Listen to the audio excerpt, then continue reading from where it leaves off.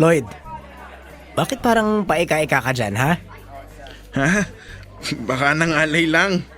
Palagi kasing nakaupo. Ang hirap, no? Oo nga eh. Kaya madalas ako nagpapamasahe. Bakit ka pa magpapamasahe? Nandyan naman si Mara. Nadamay ako dyan. Oh, Sheila, akala ko may sasabihin ka. Oo nga pala. Guys, alam ko medyo late na. Pero gusto lang naming ipaalam sa inyo na... Na? Pasuspense ka, bes. Ano? Oo nga naman. Sabihin nyo na, parang ewan tong dalawang to. Engaged na kami! Totoo ba? Patingin ng singsing? Ang ganda. I'm happy for you, bes. Oo, nag-propose na ako sa kanya last week. Baka kasi biglang maumpog, mag-iba pa ang ihip ng hangin.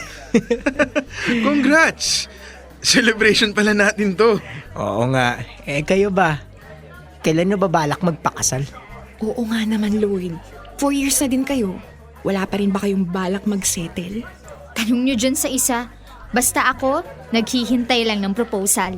Baka naman, hindi pa niya nasabi sa misis niya na may girlfriend na siya. Oy. Tumigil ka, baka maniwala to. Pinag-iipunan ko pa ng husto.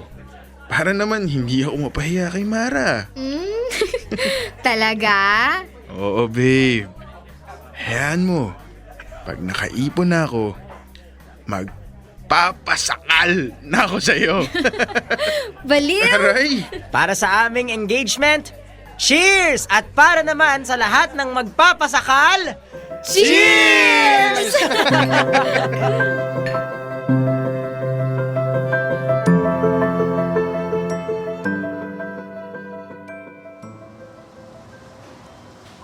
Babe, anong mas bagay sa akin? Itong red na dress, ang ganda ng design. Ito namang white, ang ganda rin. Ano sa palagay mo? Bilhin mo na lang pareho. Medyo mahal kasi. Mauubos yung budget ko. Kunin mo na. Ako na lang magbabayad. Ayos ka lang ba? Ba't namumutla ka? Anong masakit sa'yo? Yung binti ko kasi. Nabigla lang siguro sa paglalakad. Gusto mo bang umuwi na? Bukas na lang tayo mamili. Hindi na, babe. Huwag mo akong alalahanin. Iinuman ko na lang to ng gamot tapos okay na. Ituloy mo na ang pamimili. Sure ka, ah? Magpamassage na lang muna tayo bago mag-lunch. Oo, sige.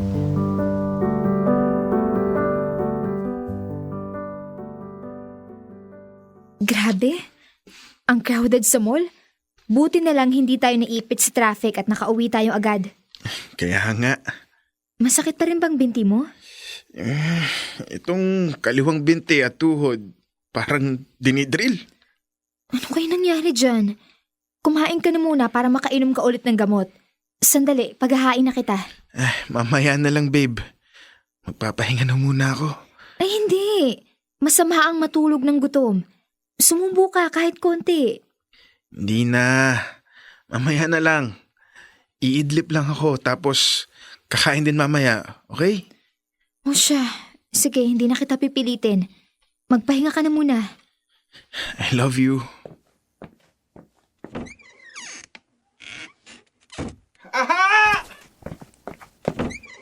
Babe! Ano nangyari dyan? Babe, anong nararamdaman mo? Babe, sandali! Tatawagan ko si Ben. Sobrang sakit!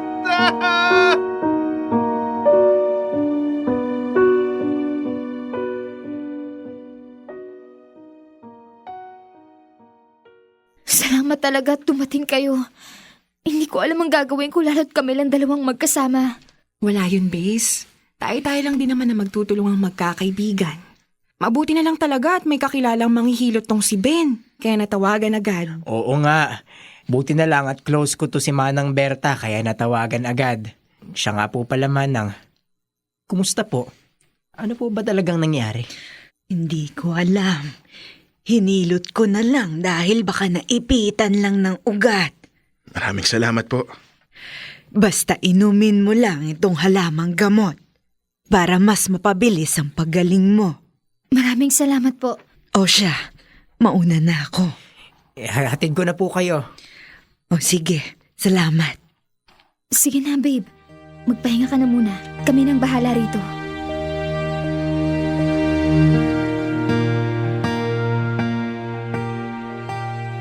Dear love, ang akala naming solusyon sa pananakit ng binti at tuhod ni Ben na hilot ay magdudulot pala ng mas matinding problema. Dahil lumala ang sakit na iniinda ni Ben at tuluyan na nga kaming nagpunta sa ospital at sumangguni sa isang doktor.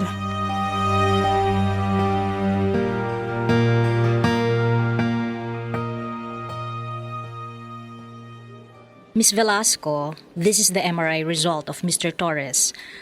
Nabanggit niyo na nagpahilot pa siya prior his consultation dito sa hospital. I'd be frank, hindi nakatulong ang ginawa niyo. Pagkos, it made his condition worse. The patient has undifferentiated leumorphic sarcoma o kilala bilang MFH, malignant fibrous histiocytoma.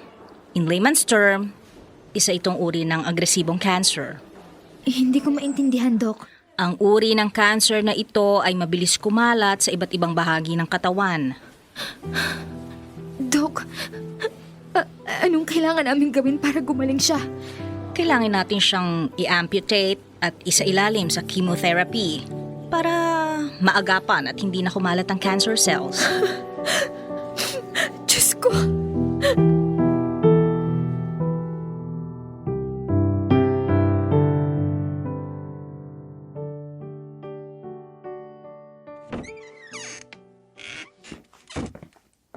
Babe, Oh, nandito ka na pala. Anong balita? Anong sinabi ni Doc?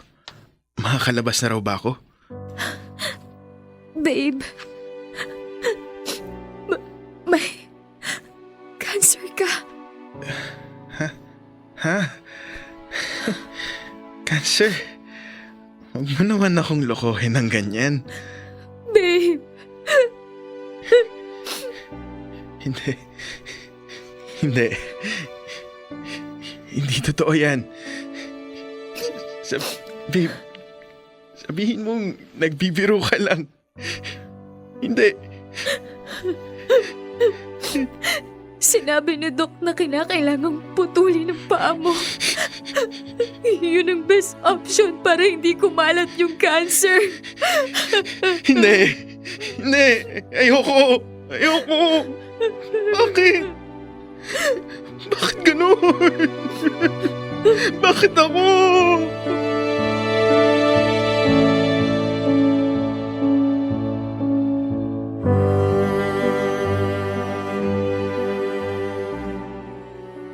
Dear love, pinutol ang paa ni Lloyd sa pag-asang tuluyan siyang gagaling.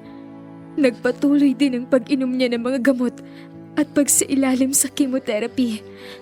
Tiwala kami sa agaran niyang paggaling, ngunit isang araw, bigla namin siyang sinugod sa ospital. Bumalik ang cancer niya at ayon sa doktor, nagkaroon ng komplikasyon at umabot ito sa kanyang lungs. Dahil dito, mas lalong bumagsak ang katawan ni Lloyd. Hirap na siyang kumain at kumilos.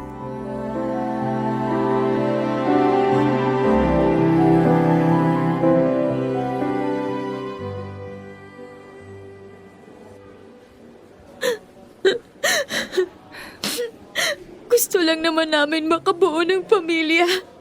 Yung masaya, yung kumpleto, at walang iniisip na sakit o anumang problema. Pero bakit ganon? Bakit kami pa ang kailangang subukin ang ganitong sitwasyon? Bes, kakayanin to ni Lloyd. Naniniwala akong malalagpasan niyo ang pagsubok na to. Nakakapangina kasi. Nawawala na ako ng lakas. Nawawala na ako ng pag-asa. Sa tuwing nakikita ko si Lloyd sa ganyang kalagayan, para na rin akong pinapatay. Mara, alam kong mahirap. Pero, kailangan mo ng pagtatag. Ikaw lang ang makakapitan ni Lloyd sa mga oras na to. Sa'yo lang siya kumukuha ng lakas para lumaban. Kung pati ikaw panghihinaan ng loob, paano na si Lloyd?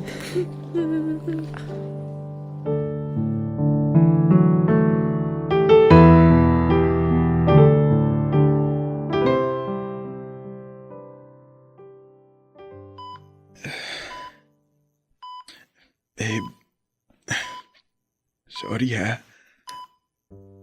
Sa naman. Sa lahat. Dahil nahihirapan ka na. Wala sa akin yun. Alam mo namang gagawin kong lahat para gumaling ka, di ba?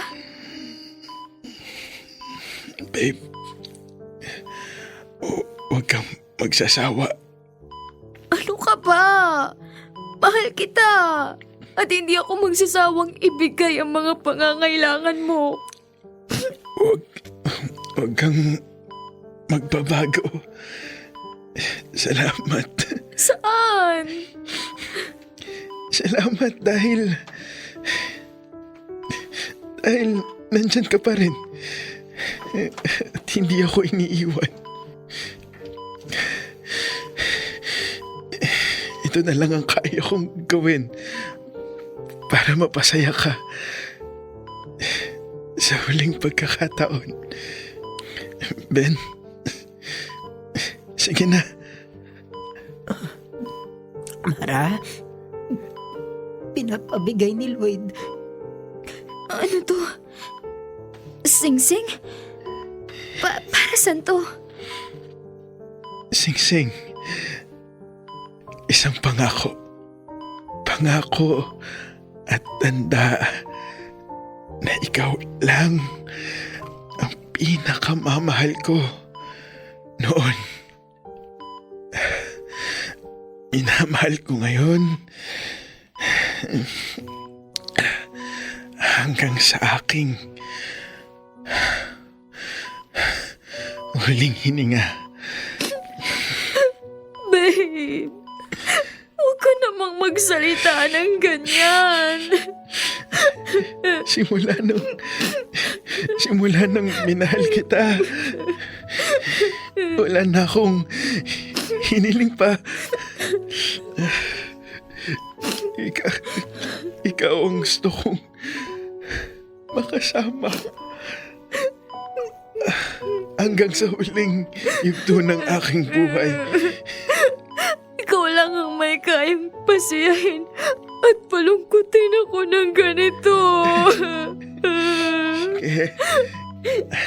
Kaya hayaan mo kong bigyan ka ng isang masayang alaala. Kahit na sa huling pagkakataon. Ano ka ba? Kahit maputol man ang mga paa mo, kahit hindi ka na makakita o makapagsalita, ikaw pa rin naman ang pipiliin ko. Ikaw lang ang lalaking nilalaman ng puso ko.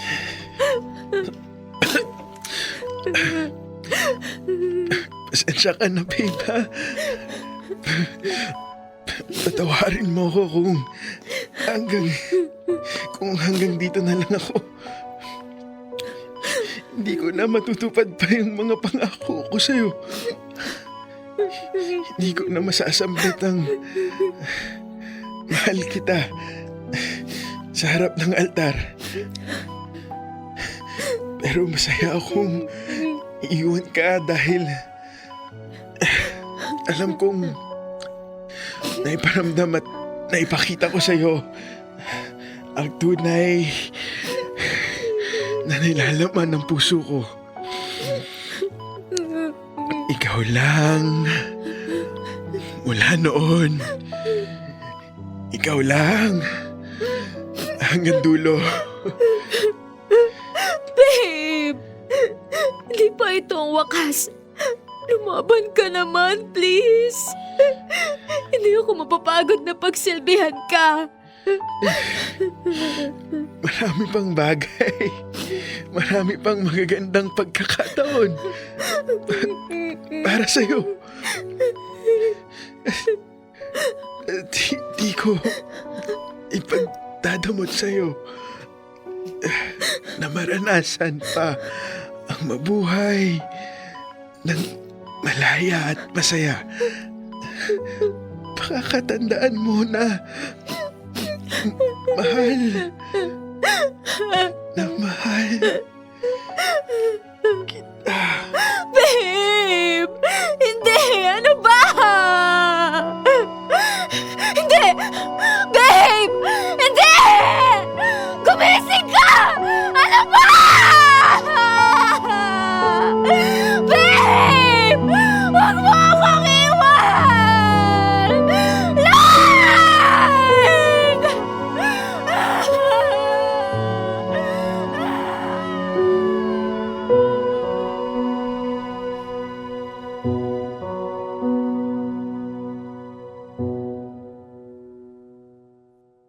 Dear love,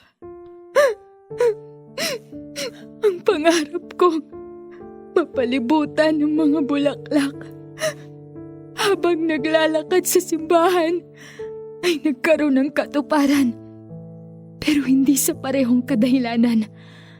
Ang pagsusuot ko ng puting damit ay aking nagawa. Pero hindi para makipagpalitan ng I do kay Lloyd, kundi para sa kanya. Ay tuluyan ng magpaalam.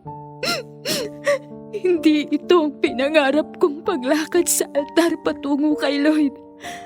Pero sadyang ang may mga pag-ibig na kailangan tuldukan. Hindi dahil yun ang kagustuhan, kundi iyon ang naging kapalaran.